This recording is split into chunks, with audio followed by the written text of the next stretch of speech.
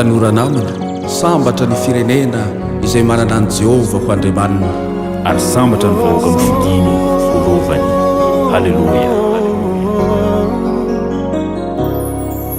Nosy tanindrazako kasikaranay malala mivavaka ho anao zahay tanora marobe. Ity firenena ity dia venta tarambelasi Jesosy ô miantso anao zahay nagnatary me ny fitiavatena ny malasoko mamono mafaty dra mampalahelo unasa mahay mifambela Mifakasiray firenena da tiraiky vahotika ny lomboko mifankatia hava Samiro fiandoia Jesusio Namuzi iti firenena Tumbo millano fabitale Mezikishka non charitane Ainziru l'Italia no yaro nilusa mahele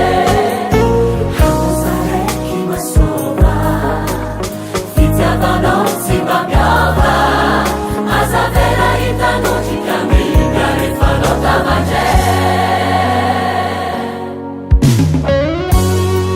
Ry Tanora namana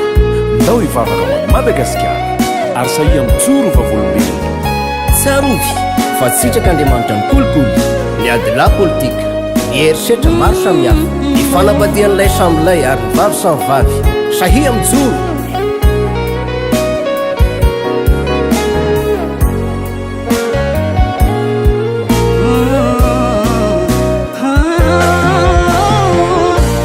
Sachi tanora Tenihirano asandratray mavita mbatriray Hivavaka hoany firenena sa fenditra sy fifampiandanina Izulu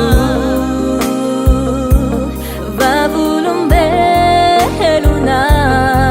Andao ry longo ivavako Madagasikara reo kolikoly reo fahantrana arety mandringa isanandro Milano